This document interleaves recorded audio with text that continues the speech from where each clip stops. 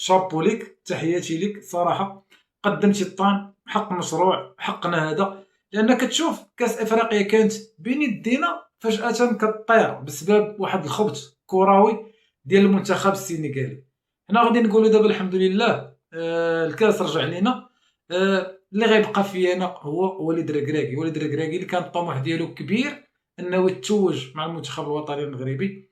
تبعوا اللقطه السيد هذا ما جابش الله التيسير، كنتمنوا ليه كل التوفيق في المسيره ديالو التدريبيه، سواء مع شي منتخب ولا مع شي فريق. فغادي تبقى كبير في عيون المغاربه، احسن مدرب داز في تاريخ المنتخب الوطني المغربي. قرار تاريخي. الكاف اخيرا، الكاف كتقول الكلمه ديالها وكتسحب الكاس من السنغال وكترجعو للمغرب. لان الماده 82 و 84 كتقول الا كان شي فريق انسحب فراه كيتعتبر خاسر في المباراه، وهذا الشيء اللي طبق.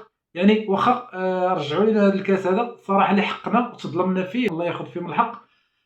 كيبقى بلا طعم. يعني بالنسبه ليا كان على الكاف انها تحسم في المباراه، يعني الكاف كان عليها تحسم الجدل في المباراه. مادام فريق السنغال مشى للفيسير وبقى لاعب واحد اللي هو ساديو ماني، كنطبق هذا القانون هذا. عاونا وعاونا صافي سالينا. مبروك مجددا، عواشرك مبروكه وديما مغرب.